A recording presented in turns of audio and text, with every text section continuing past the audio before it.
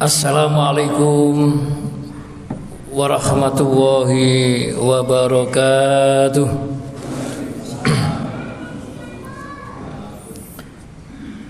Alhamdulillahilladzi an'ama alaina bi ni'matil iman wal islam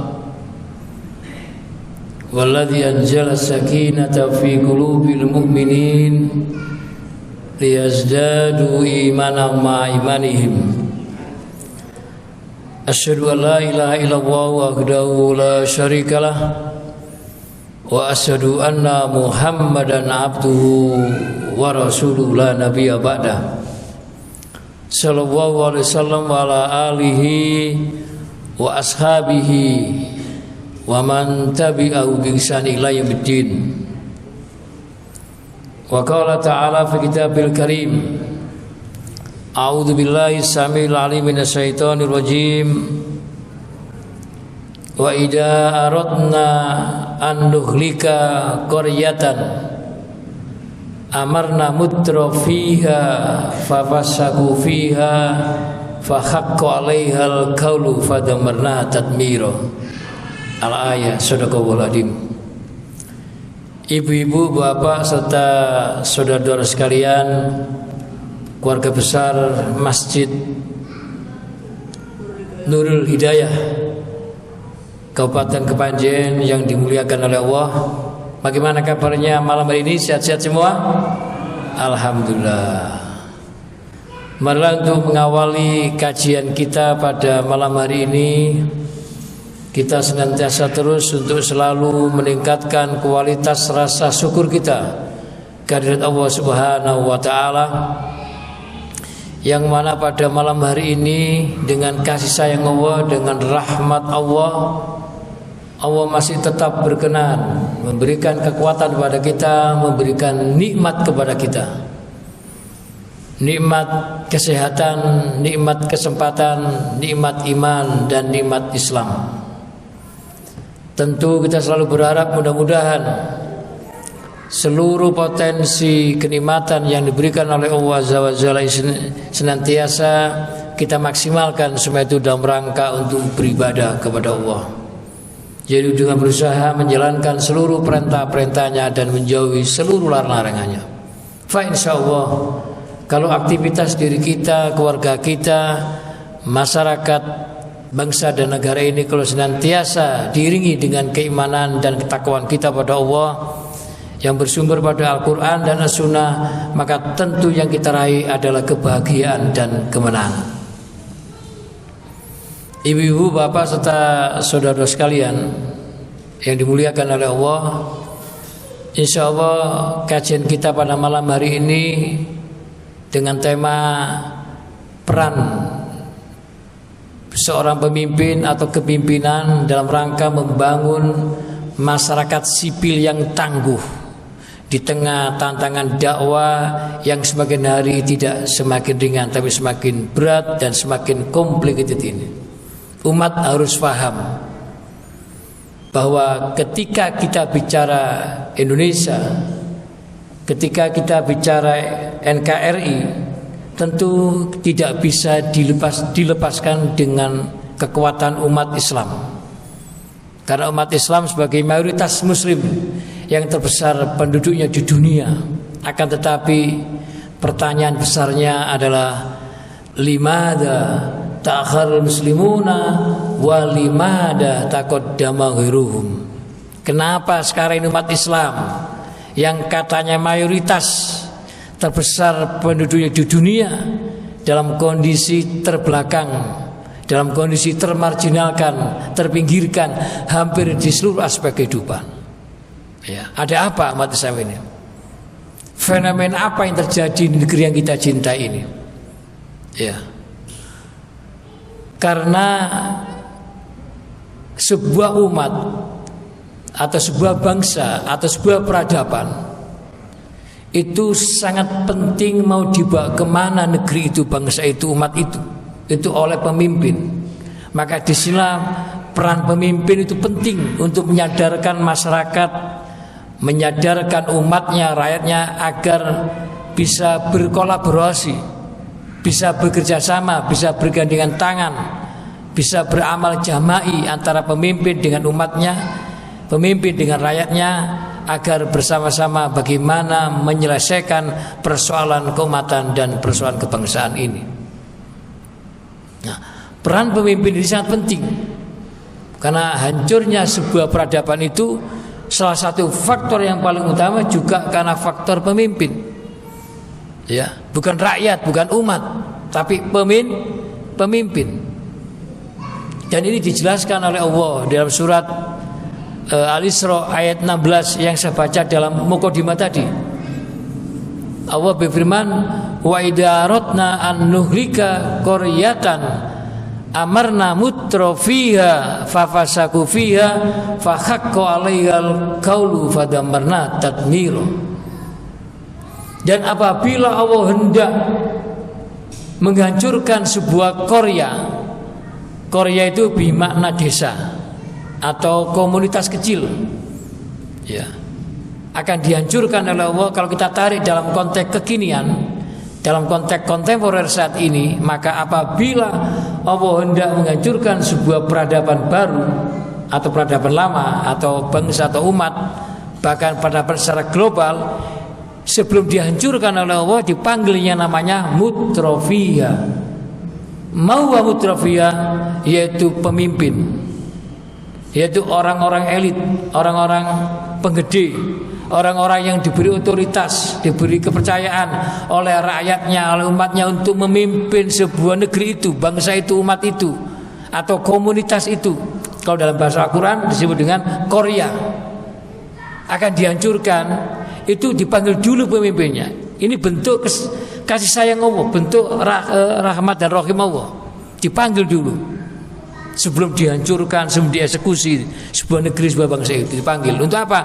Agar mereka, para pemimpin tadi itu taat dan tunduk kepada aturan yang disepakati bersama, atau harus tunduk dan taat kepada aturan Allah yang bersumber pada Al-Quran dan As-Sunnah. Tidak boleh membangkang, tidak boleh membantah, tidak boleh bandel kalau dalam bahasa Jawanya itu, atau tidak boleh mokong, harus taat dan tunduk dan disiplin terhadap aturan yang dibuat bersama atau aturan yang bersumber pada Al-Quran dan Sunnah.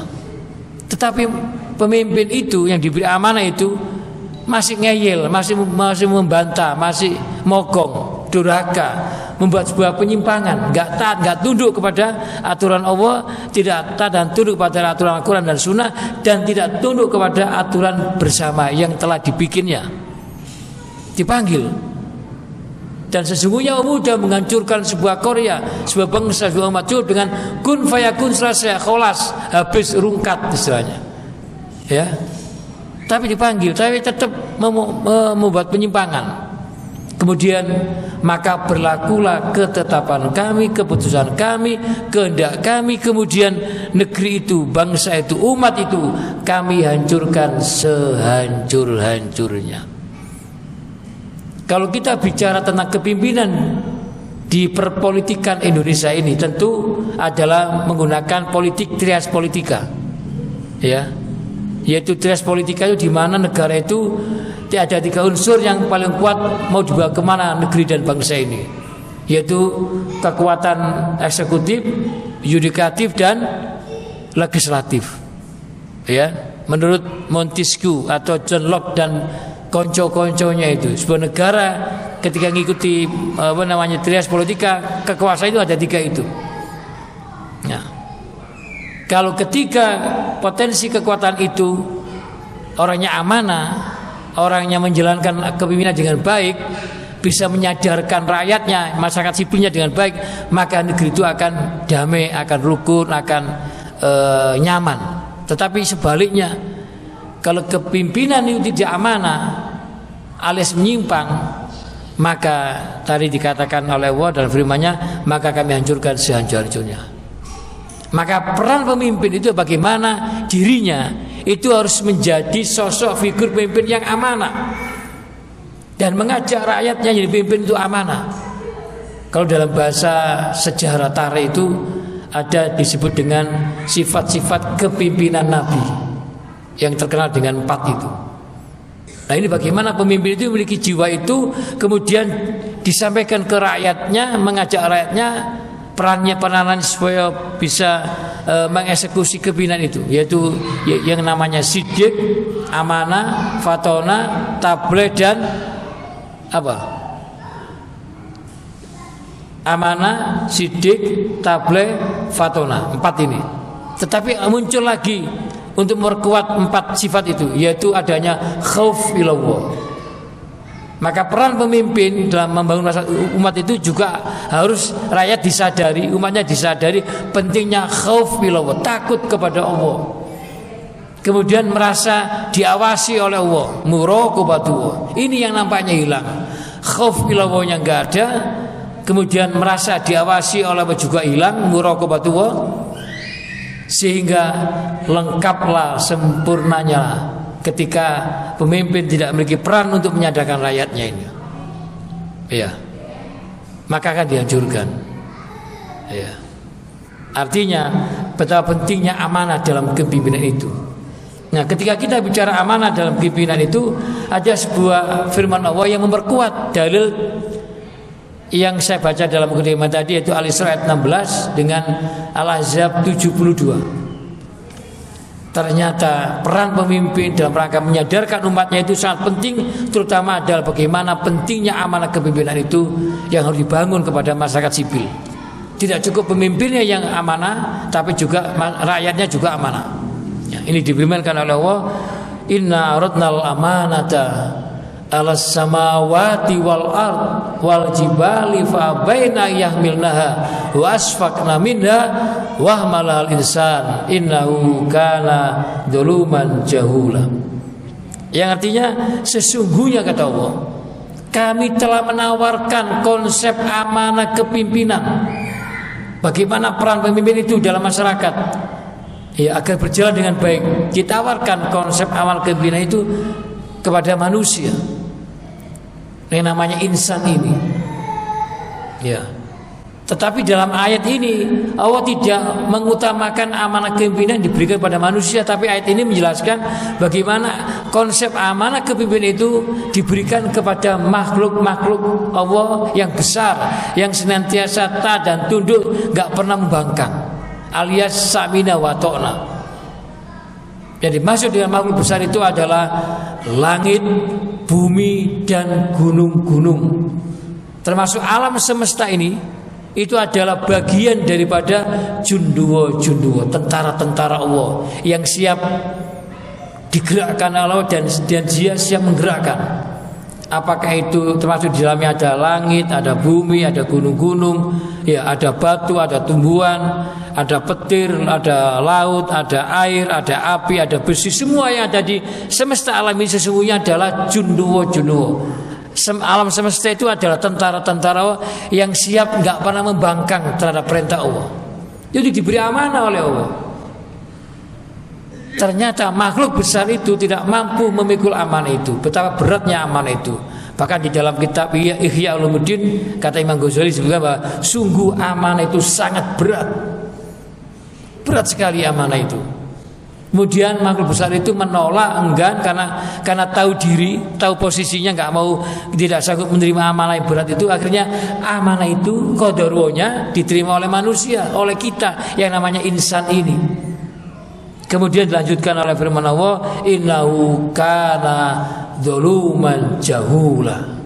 Sesungguhnya manusia itu sangat, yaitu apa? Innahu kana dzuluman, zalim, yaitu zalim dan sangat bodoh manusia. Ya. Ini persoalannya. Ketika pemimpin tidak bisa mengaruhi rakyatnya, membangun rakyat dengan kepemimpinan baik, maka yang terjadi seperti itu. Ya. Oleh karena itu, Indonesia ini adalah negara besar, negara kaya raya. Maka perlu dibutuhkan sosok pemimpin yang tadi, pemimpin yang berintegritas, pemimpin yang amanah, pemimpin yang bukan isi tas, ya, pemimpin yang integritas, pemimpin antara hati dan ucapannya dan perbuatannya sama, tidak munafik. Baru negeri yang kita cintai ini ada perubahan dengan peran pemimpin yang amanah itu. Ketika apa yang terjadi? Ketika pemimpinnya tidak amanah, tidak sesuai dengan kompetensinya, tidak sesuai dengan keahliannya, maka kata Rasulullah SAW, idza wusidul amri ghairu ahlihi fantadirus sa'a. Ya. Jika sebuah urusan diserahkan kepada bukan ahlinya, bukan pakarnya, maka tunggulah sebuah ganjuran, maka binasalah sebuah kepimpinan itu kalau tidak dipimpin oleh orang yang ahlinya. Nah, manusia artinya Allah menciptakan manusia itu diberi potensi Allah yang luar biasa. Potensi kepimpinan itu ada. Minimal dalam diri kita adalah kulukum ra'in wa kulukum mas'ulun an ra'iyati. Setiap kalian adalah pemimpin dan setiap pemimpin akan diminta pertanggungjawabannya. Ya. Ini juga ditegaskan oleh firman Allah dalam surat Al-Baqarah 30, ya. Wa idza qala wa idza qala rabbuka lil malaikatu inni ja'ilun fil ardi khalifah. Ya, intinya adalah sesungguhnya kami menciptakan manusia ke muka bumi sebagai khalifah, sebagai pemimpin, sebagai leader. Bukan dealer tapi leader. Ya. Memiliki jiwa kepemimpinan yang manajernya bagus, dan itu diberi potensi oleh Allah yang diberikan pada manusia. Karena manusia diciptakan oleh Allah dalam bentuk yang sebaik-baiknya, dalam bentuk yang sempurna. Manusia itu diciptakan oleh Allah pemimpin itu dalam bentuk yang sempurna dan sebaik-baiknya. Laqad khalaqnal insana fi ahsani taqwim. Sungguh kami telah menciptakan manusia dalam bentuk yang sebaik-baiknya. Sempurna manusia itu karena diberi 3 kekuasaan oleh Allah, 3 potensi oleh Allah, yaitu potensi ruhiyah, potensi jasadiyah, dan potensi akal, dan potensi ilmu atau potensi intelektual. Sehingga layak manusia itu diberi potensi pemimpin tidak hanya di tingkat lokal, tidak hanya di tingkat regional, nasional, bahkan internasional. Itu Allah memberi potensi kepada manusia, yaitu orang-orang beriman itu. Ya. Maka disinilah pentingnya pemimpin. Ya. Kemudian yang kedua, bagaimana pemimpin ini membangun masyarakat sipil, difahamkan kepada masyarakatnya, termasuk dirinya, bagaimana agar rakyatnya ini, peran pemimpin itu memberi kesadaran pentingnya kita ini bersyukur kepada Allah. Nah, sekarang ini banyak para pemimpin, mungkin rakyat tidak pandai bersyukur dan sudah terjangkit penyakit al-wahn. Apa Ibu? Al-wahn, yaitu cinta dunia dan takut mati. Ini persoalan yang terberat, yang terbesar di negeri yang kita cintai ini, karena masih terjangkit penyakit al-wahn, baik pemimpinnya maupun rakyatnya maupun masyarakat sipilnya. Padahal peran pemimpin itu bagaimana memberi pemahaman pentingnya agar masyarakat ini tidak memiliki penyakit al-wahn, tetapi harus memiliki jiwa abdan syakuro, yaitu menjadi hamba yang bersyukur kepada Allah. Baik dari tingkat masyarakat sipilnya, tingkat bawah, sampai ke level presiden, sampai ke sampai ke tingkat yang lebih tinggi. Itu harus ada kesadaran menjadi abdan syakuro. Harus pandai bersyukur. Antara pemimpin dan rakyat sipilnya itu harus pandai bersyukur. Kalau tidak, akan terjadi kerusakan besar tadi. Artinya apa? Artinya bahwa Allah dengan kasih sayangnya sudah banyak memberikan nikmat yang luar biasa kepada diri kita, termasuk nikmat yang melekat dalam diri kita, yang kadang-kadang kita menyepelekan, meremehkan, tidak pandai berterima kasih kepada Allah. Yaitu nikmat apa? Nikmat mata kita yang bisa melihat betapa indahnya alam semesta ini. Nikmat tubuh kita yang maha sempurna itu. Nikmat kita diberi pendengaran, nikmat hati, ya kan? Termasuk negeri yang kita cintai ini, NKRI Indonesia ini, diberi karunia, diberi anugerah, diberi nikmat, diberi kekayaan yang luar biasa. Negeri yang kita cintai ini, apa yang tidak ada di negeri yang kita cintai ini, ya? Mulai dari sumber daya alamnya, dasar laut, mulai dari jenis ikan, warna ikan, besar kecil ikan, ya, mulai dari teri, gadul, sampai ikan paus, lengkap semua, betul, ya kan?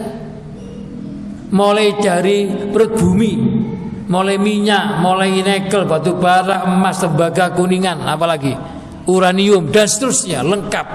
Belum lagi buah-buahannya di negeri yang kita cintai ini, mulai dari juwet, rukem sampai durian ya, lengkap semua. Belum lagi tumbuh-tumbuhannya, flora, faunanya, semua ada.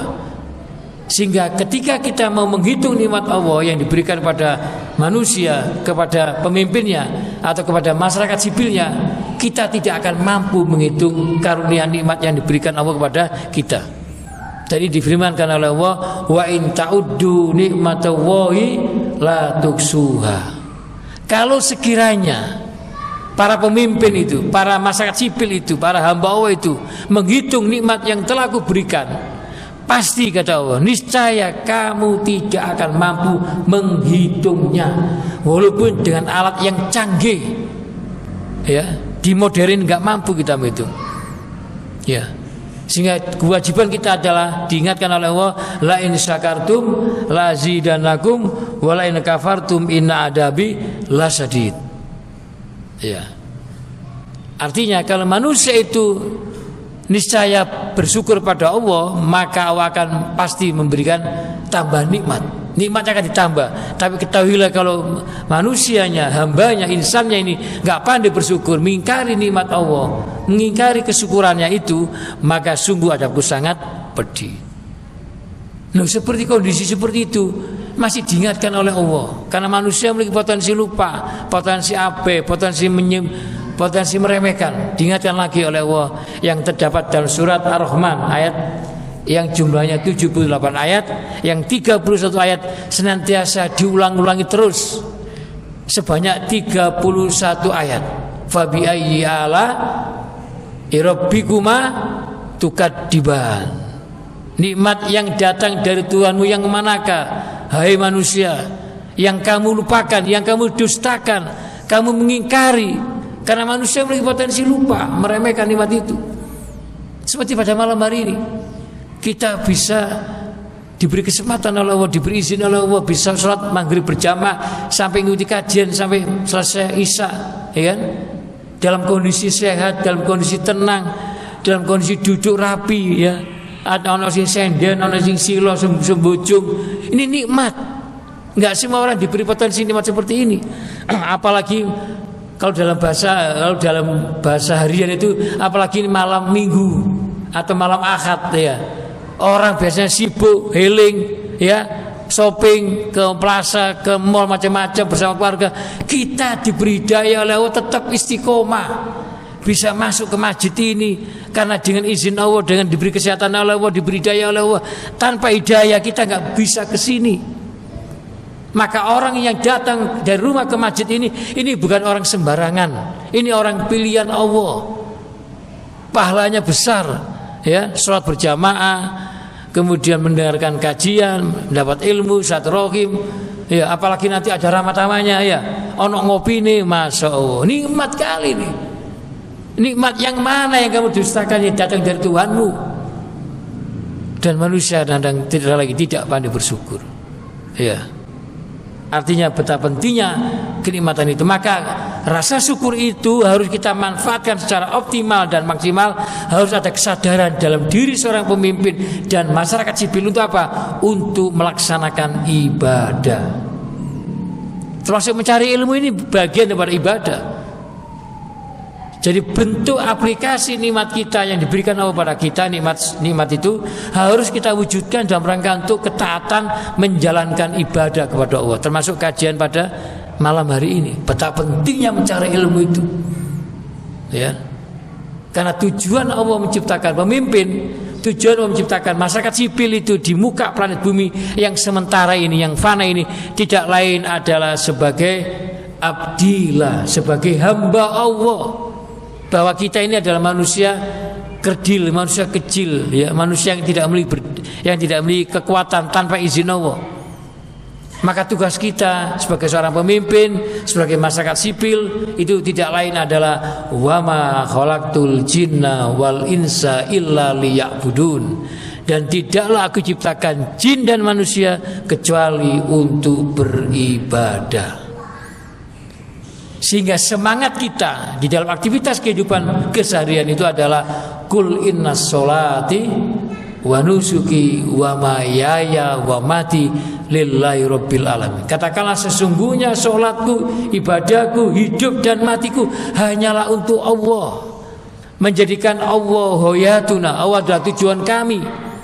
Mari kita evaluasi, kita bermuhasabah, mengintrospeksi diri kita. Sudahkah dalam kehidupan kita, dalam aktivitas kehidupan kita sudah dalam rangka untuk beribadah kepada Allah? Apapun yang kita miliki, status apapun yang kita miliki, peran apapun yang kita miliki, semuanya bermuara dalam rangka beribadah untuk mencari ridho Allah, bukan ridho nas. Bukan ingin mencari ridho manusia, apalagi ingin sum'ah dan riak dan sebagainya. Tidak, tapi karena kita hidup di dunia dalam rangka untuk beribadah kepada Allah, maka perlu ada kesadaran terhadap para pemimpin dan terhadap masyarakat sipil, sehingga kalau dua-duanya faham tugas pokoknya, maka negeri itu menjadi negeri yang damai, negeri yang baldatun thayyibatun warabun ghafur. Semangatnya adalah walau anna alal qura amanu wattaqau lafatahna alaihim barakatim minas samai wal ard walakin kadzabu faqatnahum bima kanu yaksibun. Kalau sekiranya penduduk negeri ini adalah orang-orang yang beriman, pemimpinnya beriman, rakyat sipilnya beriman, ya, dan bertakwa kepada Allah, maka Allah akan berikan keberkahan langit dan bumi. Artinya apa? Ketika para pemimpin, peran pemimpin dan menyadarkan rakyatnya, menyadarkan umatnya, menyadarkan masyarakat sipilnya untuk beriman dan bertakwa dan melibatkan Allah di dalam aktivitas hidupnya, maka Allah akan memberikan solusi. Bukankah takwa itu adalah solusi atas persoalan kehidupan kita, atas persoalan rumah tangga kita, atas persoalan diri kita, persoalan keumatan dan kebangsaan? Kalau kita melibatkan Allah, pasti Allah akan turun tangan, pasti ada solusinya. Persoalannya adalah kadang-kadang kita tidak melibatkan Allah di dalam setiap persoalan yang kita hadapi, termasuk negeri yang kita cinta ini yang mengalami krisis multidimensional, mengalami krisis akhlak, krisis moral, ya, mengalami defisit moral, mengalami darurat narkoba, darurat LGBT, darurat prostitusi, darurat judi online, ya, dan yang luar biasa sampai detik ini, saat ini, yang namanya darurat korupsi berjamaah. Semakin hari tidak semakin berkurang, tapi semakin meningkat dan semakin ugal-ugalan, namanya korupsi. Betul? Kalau dulu orang korupsi itu di bawah meja, iya, nilainya ribuan atau jutaan gitu ya. Sekarang korupsi itu terang-terangan di atas meja, sak meja-meja di bawah. Jumlahnya enggak jutaan, enggak miliaran, tapi sudah menembus angka T. Berapa, Pak? Triliunan. Inilah negeri yang kita cintai ini. Tapi kita tidak putus asa menghadapi persoalan seperti ini. Semangat kita adalah wala tahinu wala tahzanu wa antumul a'launa in kuntum mu'minin. Hai orang beriman, janganlah kamu merasa tidak memiliki kekuatan, tidak memiliki power, dan janganlah kamu bersedih hati, padahal kamulah orang-orang yang tinggi derajatnya. Kamulah orang-orang yang diberi potensi kemenangan oleh Allah jika kamu adalah orang-orang mukmin. Mafhum mukhalafahnya, kalau kita rakyatnya orang-orang yang mukmin, pemimpinnya orang mukmin, pasti kemenangan itu akan segera datang, akan segera tiba, segera ada perubahan besar. Kalau diawali pemimpin yang mukmin, rakyat yang mukmin, maka tugas harus ada kesamaan antara pemimpin dan masyarakat sipil atau umatnya ini. Ya. Itu. Yang berikutnya, peran pemimpin dalam rangka membangun masyarakat sipil harus ada kesadaran, termasuk pemimpin itu sendiri, termasuk masyarakatnya. Bagaimana kesalahan yang tidak kalah pentingnya adalah bagaimana memberikan pentingnya melibatkan masyarakat sipil, pemimpin untuk apa? Untuk meneruskan risalah Islam yang dibawa oleh Nabi Muhammad SAW, yaitu al-Islam yang bersumber pada Al-Quran dan As-Sunnah. Untuk apa? Disampaikan risalah Islam ini, didakwakan di tengah-tengah masyarakat, di tengah-tengah masyarakat sipil, di tengah-tengah umat, betapa pentingnya memahami tentang dakwah amar ma'ruf nahi munkar, betapa pentingnya tentang mengenal al-Islam, betapa pentingnya mengenal ma'rifatullah, ma'rifatul Rasul, ma'rifatul Islam, dan ma'rifatul Al-Quran dan As-Sunnah. Itu penting. Pemimpin harus paham tentang ma'rifatullah, mengenal Allah dengan baik, dengan dalam. Tauhid di sini, ma'rifatul Quran dan As-Sunnah sebagai pedoman hidupnya, dan ma'rifatul Rasul, mengenal Rasul yaitu Nabi atau utusan Allah. Kan Rasulullah SAW diutus ke muka bumi tidak lain adalah membawa kabar gembira dan peringatan. Rasulullah SAW diutus ke muka bumi tidak lain adalah untuk mencerahkan umatnya, mencerdaskan umatnya, memberikan kemajuan berpikir, pola pikir pada umatnya. Yang namanya progresif dalam berpikir itu penting dengan Al-Quran dan Sunnahnya. Dan dengan Al-Quran Sunnah itu sebagai petunjuk hudalinas maupun hidal mutakin. Dan Al-Quran dan As-Sunnah, Rasulullah diutus ke muka bumi ini tidak lain adalah untuk memenangkan di atas agama-agama lain, walaupun orang musyrik itu benci. Walladzi arsala rasulahu bil huda wa dinil haq liyudhhirahu 'alad dini kulli walau karihal musyrikun. Dialah Allah yang telah mengutus Rasulnya Nabi Muhammad SAW, Nabi yang terakhir, untuk diutus ke muka bumi, kepada bumi ini. Karena di bumi ini banyak persoalan, di bumi ini banyak problematikanya, dan kita diberi panduan yang namanya Al-Quran dan As-Sunnah sebagai kitabnya untuk menyelesaikan persoalan itu. Ya, walaupun orang-orang kafir itu benci. Jadi Islam dilahirkan ke muka bumi yang dibawa Rasulullah SAW itu tidak lain adalah untuk memenangkan di atas agama-agama lain. Ya. Dengan apa? Dengan dakwah rahmatan lil alamin. Dengan dakwah yang persuasif, dakwah yang humanis, dakwah yang memanusiakan manusia, dakwah yang penuh dengan toleransi. Tapi toleransinya tidak kebablasan, ya. Dakwah yang memiliki, yang menghormati, menghargai pendapat siapapun, tapi kita tidak boleh memaksa. Itulah urgensinya Islam universal, Islam agama yang rahmatul alamin, agama yang mengatur seluruh aspek dimensi kehidupan umat manusia.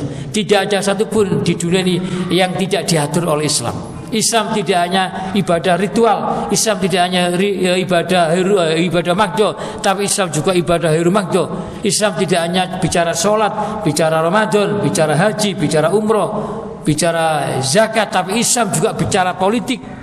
Islam bicara ekonomi, Islam bicara sains dan teknologi, Islam bicara kedokteran, Islam bicara kemiliteran, Islam bicara seni, Islam bicara budaya, dan seterusnya. Apa yang di dunia ini semuanya diatur oleh Islam. Semangatnya kita adalah ya ayyuhalladzina amanu dkhulu fis silmi kafa wala tattabi'u khutuwati syaiton innahu lakum aduwwum mubin. Hai orang beriman, masuklah kamu ke dalam Islam secara totalitas, secara utuh, secara menyeluruh. Ibarat kalau mandi di sungai itu nyemplung sak kepalanya, baksa kuyup. Ya, tidak nyanyi mandinya ya, apa tidak nyanyi, tapi nyemplung semuanya. Ya. Oleh karena itu maka pentingnya di sini adalah mendakwakan Islam di tengah umat, karena saat ini adanya persoalan kebangsaan dan keumatan sudah di hadapan kita. Maka kita harus peduli. Seorang mukmin itu harus peduli kepada lingkungannya terhadap persoalan yang kita hadapi. Kalau tidak, kata Rasulullah SAW akan sebagaimana sabdanya, malam yahtamma biadal muslimin falaysa minhum. Barang siapa yang tidak peduli atas urusan problematika keumatan dan kebangsaan ini, maka kata Rasulullah bukan termasuk golongan kami, kata Rasulullah SAW. Harus ada peduli, jiwa muharrik, jiwa yang menggerakkan, jiwa rijalul dakwah harus muncul di antara kita ini. Semangatnya adalah wal takum minkum ummatu yad'una al khair wa ya'muruna bil ma'ruf wa yanhail munkar wa ulaikal muflihun. Al-Imran 104. Dan adalah ada di antara kita sekelompok umat untuk apa? Untuk memikirkan, mengelola dan memanage yang namanya kekuatan dakwah. harus dikelola dengan profesional, dengan manajemen yang bagus. Ya, kalau dakwah tidak dikelola dengan baik, dengan manajemen yang bagus, yang rapi, maka akan mudah dikalahkan oleh kebatilan yang terorganisir. Inilah kelemahan umat Islam. Kita lemah di bidang manajemen dakwah. Mungkin kita lemah juga di bidang manajemen masjid. Maka dakwah dan masjid itu harus dikelola dengan profesional, bukan acak-acakan, tapi harus secara mujahadah, secara serius, fokus, ya, secara rapi dan api. Dan karena Allah itu mencintai orang-orang yang berjihad, orang yang berkital perang atau masuk berdakwah dalam barisan yang teratur, sanakan seperti suatu bangunan yang tersusun kokoh. Dalilnya adalah As-Saff ayat 4. Inna Allaha yuhibbul ladina yuqatiluna fi sabili soffa ka'annahum bunyan marsus. Sesungguhnya Allah sangat mencintai orang-orang yang berperang, orang yang berjihad, orang-orang yang mendakwakan Islam di tengah-tengah tantangan dakwah ini dalam barisan yang teratur, seakan-akan mereka seperti satu bangunan yang tersusun kokoh, artinya manajemen. Ya, karena tantangan dakwah sekarang ini sudah mengepung umat Islam, sudah berada di tengah-tengah kita, maka kita harus ada pedulinya. Ya, ketika tanah dakwah itu sudah mengepung, terus kita nggak ada peduli, makanya terjadi adalah bencana. Yang terjadi adalah azab, sebagaimana firman Allah, wattaqu fitnatal la tusibannal ladzina dzalamu minkum khassa wa'lamu annallaha sadidul iqab. Sadidul iqab. Ya. Dan takutlah umat Islam, dan takutlah dirimu, arti umat Islam, dari siksaan yang tidak hanya menimpa orang-orang yang berbuat dolim, yang berbuat kurang ajar, yang berbuat ketidakadilan, ketidakadilan, kedoliman. Tidak hanya mengena orang yang itu, tapi semuanya akan kena imbasnya kalau kita tidak melakukan gerakan dakwah. Maka tentu semangat kita adalah sebagaimana sabda Rasulullah SAW, ketika kita melihat kemungkaran, kemaksiatan, kedoliman, ketidakadilan yang sudah di hadapan mata kita, yang sudah mengepung umat Islam, semangat kita, kata Rasulullah SAW, yang sering saya sampaikan di sini juga adalah man ro'a minkum mungkaron falyughayyirhu biyadihi fa illam yastati fa bilisani fa illam yastati fa biqalbihi wa dzalikal adaful iman. Ini peran pemimpin dalam membangun masyarakatnya, agar masyarakat sipil ada kesadaran bahwa tugas masyarakat dan pemimpin itu sama. Dan mereka ketika melihat kemungkaran, kemaksiatan, kedoliman, harus ada gerakan untuk membendungnya. Ya, barang siapa di antara kita, kata Rasulullah, melihat kemungkaran, kedoliman, ketidakadilan dan seterusnya. Dan sekarang ini yang namanya kemaksiatan ini tidak hanya bimana zina yang selama kita ketahui, tapi kemaksiatan yang maha dahsyat pengaruhnya dalam kehidupan bernegara dan bermasyarakat, atau bermasyarakat dan bernegara. Itu adalah kemaksiatan di bidang politik, karena tidak ada keadilan. Dan kemaksiatan di bidang ekonomi, karena tidak ada keadilan. Dan keadilan itu adalah ajaran Islam, identik dengan Islam. Ajaran yang otentik Islam itu adalah keadilan dan kebenaran dan kejujuran. Iya. Dan keadilan di bidang hukum yang saat ini kita rasakan. Artinya sekarang ini belum ditegakkan hukum secara tegak yang namanya supremasi hukum. Masih tebang pilih kasih. Ya. Dan ada Markus maklar kasus. Yang penting fulus, yang penting cuan, sehingga muncul istilah NPWP, nomor piro, wani piro. Apapun persoalannya di negeri yang kita cinta ini, ketika ono fuluse, ono duite, ono cuane, selesai. Ya. Ini persoalannya. Sehingga sila yang pertama, ketuhanan yang Maha Esa di negeri yang kita cinta ini sudah hampir redup. Yang muncul adalah keuangan yang maha kuasa. Ini yang terjadi. Ini bukan hoax, tapi ini fakta dan hak. Ya.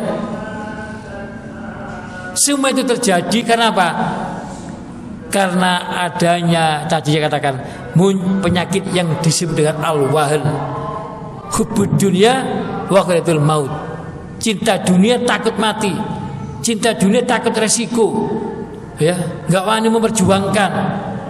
Ya, enggak ada kepedulian kita. itu juga terjangkit al-wahan, dan ini sudah menjangkit di kalangan para pemimpin termasuk rakyatnya.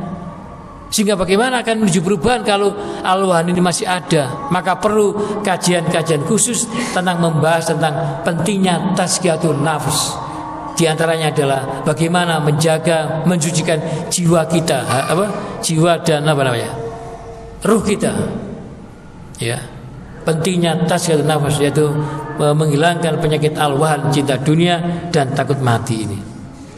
Ya, apa kata Rasulullah? Adalah kamu berubah ketika kamu melihat kemungkaran, kemaksiatan, kedoliman. Dengan apa? Rasul memberikan jelas, bukan dengan doa pertama, tidak. Yang pertama adalah dengan apa? Biyadihi, dengan tangan, dengan kekuasaan, the power of politik, ya kan? Gak bisa kita dengan politik. Politik itu penting dalam Islam. Kita malah bangun tidur sampai menjelang tidur lagi, itu urusan politik. Ibu-ibu mau tidur, bangun tidur ke kamar mandi, pakai odol, pakai Pepsodent, pakai apa namanya ya, pakai sabun, pakai sampo, minyak, itu urusan politik, masalah perdagangan. Harga lipstik, harga sembako, ya itu juga politik. Jadi kita nggak bisa dengan politik. Anak-anak kita sekolah urusan politik, ya, bayar SPP dan sebagainya, kesehatan apalagi mahal, semuanya politik, sembako, semua urusan politik. Maka umat Islam harus melek politik. Ya, dan di kitab Ihya Ulumuddin karangan Imam Ghazali disebutkan bahwa di kitab Al-Ahkamus Sultaniyah karangan Imam Mawardi disebutkan bahwa tujuan politik itu mulia. Dua di antaranya adalah tujuan politik itu. Yang pertama adalah iqamatuddin, menegakkan dan menyiarkan agama di tengah-tengah masyarakat, di tengah umat, di tengah-tengah negara dan bangsa ini. Artinya apa? Islam tidak bisa dipisahkan dengan politik, politik tidak bisa dipisahkan dengan Islam. Artinya Islam harus masuk ke seluruh lini kehidupan. Ada islamisasi politik, islamisasi ekonomi, islamisasi hukum, islamisasi sains dan teknologi dan seterusnya. Islam harus hadir di tengah-tengah lini kehidupan. Baru rahmatan lil alamin akan terwujud. Baru keadilan, kemakmuran, kebenaran akan terwujud kalau diterapkan nilai-nilai Islam. Yang dimaksud dengan politik di sini adalah politik yang berkeadaban, bukan politik yang pragmatis, tapi politik yang ideologis, yang ideal, yang memiliki nilai-nilai kebaikan, nilai-nilai akhlak, ya, memiliki fatsun politik. Bukan politik praktis yang bukan keadaban tapi kebiadaban. Ya, ini yang terjadi. Maka tidak tabu kita bicara politik di masjid. Rasulullah SAW ketika hijrah dari Mekah ke Madinah, yang dibangun pertama kali adalah masjid, dan masjid sebagai baitul siasah syariah.